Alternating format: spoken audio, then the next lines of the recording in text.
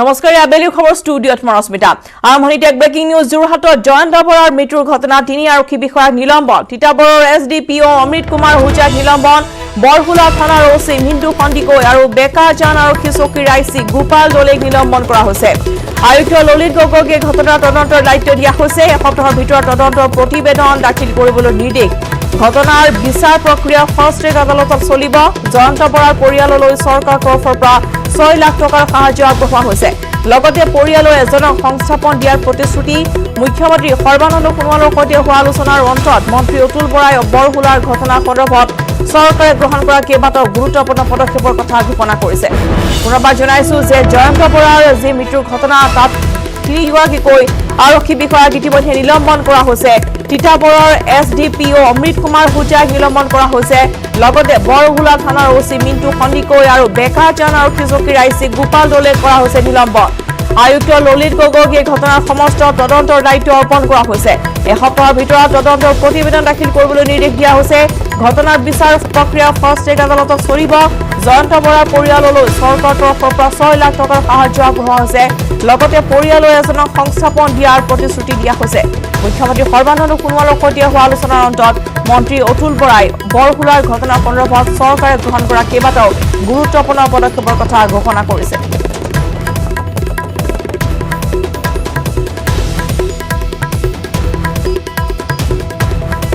আৰু ইতিমধ্যে আমি জনাইছো যে জয়ন্ত বৰাৰ যি ঘটনা মৃত্যুৰ ঘটনা তাত তিনিগৰাকীকৈ আৰক্ষী বিষয়াক নিলম্বন কৰা হৈছে আৰু ইতিমধ্যে পুৱতি নিশালৈকে তাত যোৰহাটৰ শীৰ্ষ বিষয়াসকল উপস্থিত আছিল যদিও মৃতদেহ সমজি লোৱা নাছিল বৰহুলাবাসী ৰাইজে তেওঁলোকে বিচাৰিছিল যে দোষীক উপযুক্ত শাস্তি প্ৰদান কৰক 24 ঘণ্টা সময় বান্ধি দিছে তেওঁলোকে আৰক্ষী প্ৰশাসনক 24 ঘণ্টাৰ ভিতৰত যদি দোষীক উপযুক্ত শাস্তি প্ৰদান কৰা নহয় তেনেহলে তেওঁলোকে মৃতদেহ হত্যা নকৰে বা সমজি নলয় এই ধৰণৰ দাবী তেওঁলোকে জনাইছে তাৰ পিছতে বৰ্তমান প্ৰশাসনে তীব্ৰ এই সমগ্ৰ ঘটনাত জড়িত তিনিজনকৈ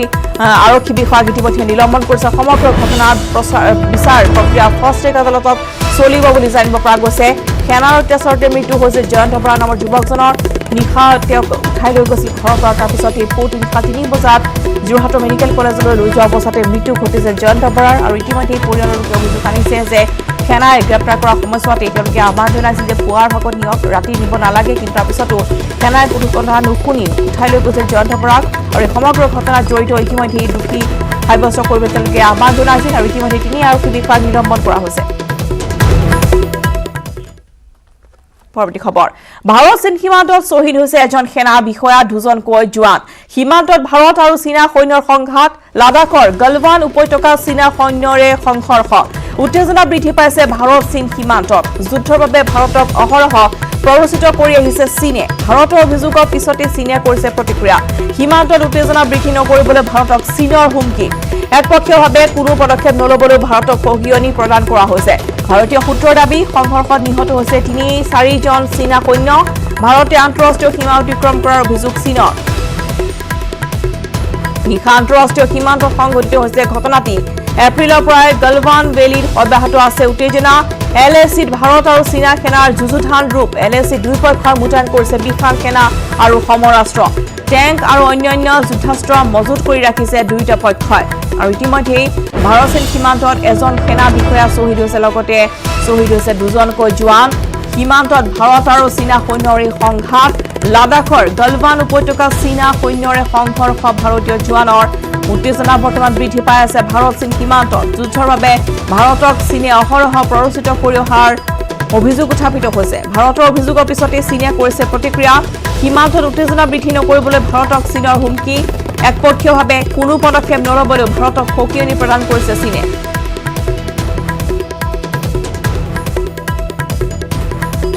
ভাৰতীয় সূত্ৰৰ দাবী যে সংঘৰ্ষত নিহত হৈছে 3-4 জনকৈ চীনা সৈন্য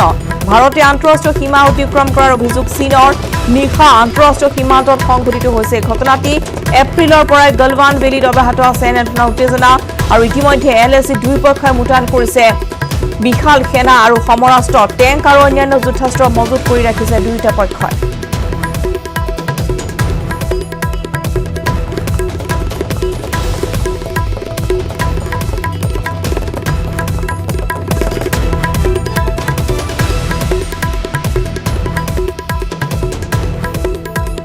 और সীমান্তৰ উত্তেজনাক লৈ দিল্লীত ৰাজনাথ সিঙৰ জৰুৰী বৈঠক চিফ অফ ডিফেন্স ষ্টাফৰ গুৰুত্বপূৰ্ণ বৈঠকত বিদেশ মন্ত্ৰী জয়শংকৰ আৰু তিনিওটা সেনাৰ মুৰব্বী উপস্থিত থাকে পুনৰবাৰ জনাইছো যে সীমান্তৰ উত্তেজনা কেন্দ্ৰ কৰি এতিয়া দিল্লীত ৰাজনাথ সিঙে এখন জৰুৰী বৈঠকৰ আয়োজন কৰিছে চিফ অফ ডিফেন্স ষ্টাফৰে গুৰুত্বপূৰ্ণ বৈঠকত মিলিত হৈছে ৰাজনাথ সিং বৈঠকত বিদেশ মন্ত্ৰী জয়শংকৰ আৰু তিনিওটা সেনাৰ মুৰব্বী বিষয়াসকল উপস্থিত থাকে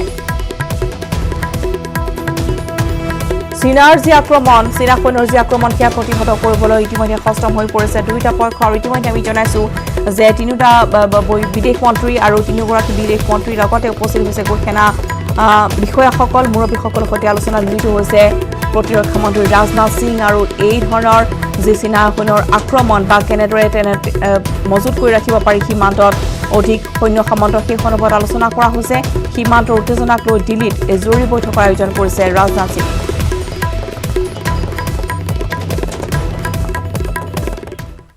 ধুবুৰী বগৰীবাৰীৰ চাঞ্চল্যকৰ ঘটনা সংঘটিত হৈছে মোবাইলৰ টাৱাৰৰ ওপৰত উঠিল এজন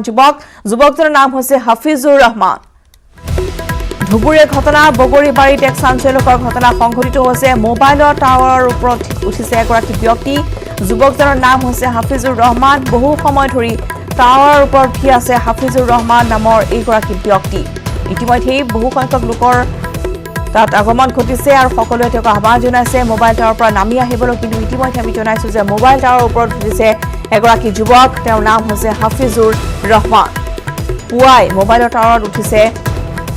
এই যুৱকজন আমি দেখুৱাইছো দৃশ্য ইতিমধ্যে যথেষ্ট লোকৰ সমাগম ঘটিছে সেই দৃশ্য চাবলৈ আৰু ইতিমধ্যে যুৱকজনক বাৰম্বাৰ তললৈ নামি আহিবলৈ সকলোৱে আহ্বান জনাইছে চিঞৰিছে কিন্তু কোনো কাণ সাৰ নাই এগৰাকী যুৱকৰ এক ভয়ংকৰ দৃশ্য হাফিজুৰ ৰহমান নামৰ এগৰাকী যুৱক মোবাইল টাৱাৰৰ ওপৰত উঠি ৰৈ আছে প্ৰায় ৮ ঘণ্টাৰ অধিক সময় টাৱাৰতে আছে হাফিজুৰ ৰহমান আমি ৰাতিপুৱা ৫টা বজাৰ পৰা চাইছোঁ ই মানে টাৱাৰত উঠি আছে জনামতে অলপ মেণ্টেলি অলপ ডিফেক্ট আছে আৰু ই মাতিব নোৱাৰে আমাৰ লগতো বিজয়ৰ চেষ্টা কৰি আছে আৰু ই কৰিছে সি আৰু উল্টা কৰি আছে ভয় পাই আছে আমাৰ লগত আনলক 1 চলি থকাৰ মাজতে আজিৰে পৰা ৰাজ্যসমূহৰ মুখ্যমন্ত্ৰীসকলৰ সৈতে বৈঠক প্ৰধানমন্ত্ৰী নৰেন্দ্ৰ মোদী প্ৰথমবাৰৰ বাবে একেদিনেই দুদিনকৈ একেৰাহে বৈঠকত অংশগ্ৰহণ কৰিছে প্ৰধানমন্ত্ৰীগৰাকীয়ে বৈঠকত কৰোনা ভাইৰাছৰ ফলত বৰ্তমান দেশত দেখা দিয়া পৰিস্থিতিৰ সন্দৰ্ভত মুখ্যতঃ আলোচনা কৰা হয় আজি 21খন ৰাজ্য আৰু কেন্দ্ৰীয় শাসিত প্ৰদেশৰ মুখ্যমন্ত্ৰী আৰু চৰকাৰৰ মুৰব্বীসকলৰ সৈতে আলোচনা প্ৰধানমন্ত্ৰীগৰাকীৰ কাইলৈ আন ৰাজ্যৰ মুখ্যমন্ত্ৰীয়ে বৈঠকত বহিব মোদী उसका बढ़ना जितना रोक আৰু আমি পূৰ্বতীয়া সম্প্ৰচাৰ দেখুৱাইছো দেশৰ মুখ্যমন্ত্ৰীৰ প্ৰধানমন্ত্ৰীৰ এই বৈঠক रोजगार के नए अवसर भी बनेंगे साथियों आने वाले दिनों में अलग अलग राज्यों में इकोनॉमिक एक्टिविटी का जिस तरह विस्तार होगा उससे मिले अनुभव दूसरे राज्यों को भी बहुत लाभ पहुंचाएंगे बीते कुछ हफ्तों के प्रयासों से हमारी अर्थव्यवस्था में ग्रीन शूट्स दिखने लगे हैं पावर कंजम्पशन जो पहले घटता जा रहा था वो अब बढ़ना शुरू हुआ है इस साल मई में फर्टिलाइजर की सेल बीते साल मई की अपेक्षा 2 गुनी हुई है इस बार खरीफ की बुआई बीते साल की अपेक्षा करीब 12-13% ज्यादा हुई है 2 व्हीलर्स का प्रोडक्शन लॉकडाउन से पहले के स्तर का करीब 70% तक पहुंच चुका है रिटेल में डिजिटल पेमेंट भी लॉकडाउन से पहले की स्थिति में पहुंच चुका है इतना ही नहीं मई में टोल कलेक्शन में बढ़ोतरी होना इकोनॉमिक एक्टिविटी में वृद्धि को दिखाता है लगातार 3 महीने तक एक्सपोर्ट में कमी के बाद जून में एक्सपोर्ट फिर से बाउंस बैक करके पिछले साल के प्री कोविड पीरियड में पहुंच गया है। ये तमाम संकेत है जो हमें प्रोत्साहित कर रहे हैं, आगे बढ़ने के लिए प्रेरित कर रहे हैं। साथियों, आप में से अधिकतर राज्यों में एग्रीकल्चर, हॉर्टिकल्चर, फिशरीज और एमएसएमईज का हिस्सा बहुत बड़ा है। आत्मनिर्भर भारत अभियान के तहत बीते कुछ दिनों से इन तमाम सेक्टर्स के लिए अनेक प्रावधान किए गए हैं। एमएसएमईज को सपोर्ट करने के लिए अनेक फैसले हाल में लिए गए हैं। समयबद्ध तरीके से एमएसएमईज को बैंक से क्रेडिट दिलाने का प्रयास हो रहा है। 100 करोड़ रुपए तक के टर्नओवर वाले उद्योगों को 20% अतिरिक्त क्रेडिट के ऑटोमेटिक इंक्रीज का लाभ दिया गया है। अगर हम बैंकर्स कमिटीज के माध्यम से ये सुनिश्चित करेंगे कि उद्योगों को तेजी से क्रेडिट मिले, तो वो जल्द से जल्द काम शुरू कर पाएंगे, लोगों को रोजगार दे पाएंगे। साथियों, हमारे यहां जो स्मॉलर फैक्ट्रीज हैं, उन्हें गाइडेंस की, हैंड होल्डिंग की बड़ी जरूरत है। मुझे पता है आपके नेतृत्व में इस दिशा में काफी काम हो रहा है। ट्रेड और इंडस्ट्री अपनी पुरानी रफ्तार पकड़ सकें, इसके लिए वैल्यू चेन्स पर भी हमें मिलकर काम करना होगा। राज्यों में जहां कहीं भी स्पेसिफिक इकोनॉमिक एक्टिविटी पॉइंट्स हैं, वहां 24 घंटे काम हो, सामानों की लोडिंग अनलोडिंग तेजी से हो, एक शहर से दूसरे शहर तक सामान जाने में स्थानीय स्तर पर किसी तरह की दिक्कत ना हो, तो इकोनॉमिक एक्टिविटी और तेजी से बढ़ेगी। साथियों, किसान के उत्पाद की मार्केटिंग के क्षेत्र में हाल में जो रिफॉर्म्स किए गए हैं, उससे भी किसानों को बहुत लाभ होगा। इससे किसानों को अपनी उपज बेचने के लिए नए विकल्प उपलब्ध होंगे, उनकी आय बढ़ेगी और खराब मौसम के कारण, स्टोरेज के अभाव के कारण उनको जो नुकसान होता था, उसे भी हम कम कर पाएंगे। जब किसान की आय बढ़ेगी तो निश्चित रूप से डिमांड भी बढ़ेगी और राज्य की अर्थव्यवस्था की गति भी बढ़ेगी। विशेष तौर पर नॉर्थ ईस्ट और हमारे आदिवासी इलाकों में फार्मिंग और हॉर्टिकल्चर, इसके लिए अनेक अवसर बनने वाले हैं। ऑर्गेनिक प्रोडक्ट्स हो, बांबू प्रोडक्ट्स हो, दूसरे ट्राइबल प्रोडक्ट्स हो, उनके लिए नए मार्केट का द्वार खुलने वाला है। लोकल प्रोडक्ट के लिए जिस क्लस्टर बेस्ड रणनीति की घोषणा की गई है, उसका भी लाभ हर राज्य को होगा। इसके लिए जरूरी है कि हम हर ब्लॉक, हर जिले में ऐसे प्रोडक्ट्स की पहचान करें जिनकी प्रोसेसिंग या मार्केटिंग करके एक बेहतर प्रोडक्ट हम देश और दुनिया के बाजार में उतार सकते हैं। साथियों, बीते दिनों आत्मनिर्भर भारत अभियान के तहत जितनी भी घोषणाएं की गई हैं, वो एक निश्चित समय सीमा के भीतर जमीन पर उतरे, इसके लिए हमें एकजुट होकर काम करना है। इस पृष्ठभूमि में कोरोना से लड़ाई और इकोनॉमिक एक्टिविटी से जुड़े आपके जो सुझाव हैं, जो तैयारियां हैं, वो जानने के लिए আৰু আমাৰ পূৰ্বতে সম্প্ৰচাৰ অব্যাহত থাকিব সময় আছে আবেলি খবৰত এটিছো বাণিজ্যিক বিৰতি 18 জুনৰ ৰাজ্যিক বিজেপিৰ গণসম্পৰ্ক বিজেপিৰ কাৰ্যকৰ্তাসকলৰ সৈতে হ'ব ভাৰ্চুৱেল আলাপ ৰাষ্ট্ৰীয় সভাপতি জেপি নাড্ডা সম্বোধন কৰিব কাৰ্যকৰ্তাসকলক বিজেপিৰ ৰাজ্যিক সভাপতি ৰঞ্জিত দাসে জনাইছে এই কথা পুনৰবাৰ জনাও যে 18 জুনত ৰাজ্যিক বিজেপিৰ গণসম্পৰ্ক বিজেপি কাৰ্যকৰ্তাসকলৰ সৈতে হ'ব ভাৰ্চুৱেল আলাপ ৰাষ্ট্ৰীয় সভাপতি জেপি নাড্ডাই সম্বোধন কৰিব কাৰ্যকৰ্তাসকলক বিজেপিৰ ৰাজ্যিক সভাপতি ৰঞ্জিত দাসে অৱগত কৰিছে এই কথা নমস্কাৰ অহা 18 জুন তাৰিখে দিনৰ ঠিক 12 বজাত ভাৰতীয় জনতা পাৰ্টিৰ অসম প্ৰদেশৰ উদ্যোগত এক জনসম্বোধন অৰ্থাৎ ভাৰ্চুৱেল ৰেলীৰ আয়োজন কৰা হৈছে আৰু উক্ত ভাৰ্চুৱেল ৰেলীত অসমবাসী ৰাইজক তথা ভাৰতীয় জনতা পাৰ্টিৰ কাৰ্যকৰ্তাসকলক সম্বোধন কৰিব ভাৰতীয় জনতা পাৰ্টিৰ ৰাষ্ট্ৰীয় মাননীয় সভাপতি জেপি নাড্ডা ডাঙৰীয়াই লগতে আপোনালোকক সম্বোধন কৰিব অসমৰ মাননীয় মুখ্যমন্ত্ৰী সৰ্বানন্দ সোণোৱাল ডাঙৰীয়া নেডাৰ আহ্বায়ক ডক্টৰ হিমন্ত বিশ্ব শৰ্মা ডাঙৰীয়াই সেয়েহে 18 তাৰিখে দিনৰ 12 বজাত ভাৰতীয় জনতা পাৰ্টিৰ ফেচবুক পেজ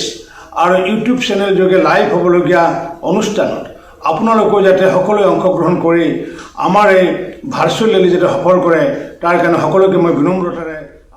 হতাশাত ভুগি জীৱনৰ প্ৰতি মোহভংগ হোৱাৰ এক ঘটনা সংঘটিত হৈছে নলবাৰীত মৃত্যুৰ পূৰ্বে টিকটক কৰি ৰেলৰ আগত পৰি আত্মহত্যা কৰিলে এগৰাকী যুৱতীয়ে এই ঘটনা সংঘটিত হৈছে নলবাৰীৰ বৰকুৰাত প্ৰেমত ব্যৰ্থ হৈ এনেদৰে মৃত্যুৰ পূৰ্বে টিকটক কৰি চিৰ জীৱনৰ বাবে গুচি গ'ল যুৱতীগৰাকী মাক দেউতাকক ক্ষমাও খুজিলে যুৱতীগৰাকীয়ে নলবাৰীত সংঘটিত হৈছে কৰুণ ঘটনাটি মৃত্যুৰ পূৰ্বে টিকটক কৰি এগৰাকী যুৱতীয়ে কৰিছে আত্মহত্যা আৰু দৃশ্য আমি দেখুৱাইছোঁ কেনেদৰে মৃত্যুৰ পূৰ্বে এটা ভিডিঅ' তেওঁ শ্বেয়াৰ কৰিছে নলবাৰীৰ ঘটনা তাক বহুত ভাল পাইছিলোঁ যে সেইটো কাৰণে লাভ ইউ মা লাভ ইউ দেউতা তোমালোকে ভালকৈ থাকি মৰিবৰ মন নাই জানা বুকুখন বহুত কপি আছে বাট উপায় নাই ন উপায় নাই অ' তাক বহুত ভাল পাইছিলোঁ যে সেইটো কাৰণে লাভ ইউ মা লাভ ইউ দেউতা তোমালোকে ভালকৈ থাকিবা ভাইটি আছে ভাইটিক ভালকৈ পঢ়াবা বাই মৰিবৰ মন নাই জানা বুকুখন বহুত কপি আছে বাট উপায় নাই ন উপায় নাই অ' তাক বহুত ভাল পাইছিলোঁ যে সেইটো কাৰণে লাভ ইউ মা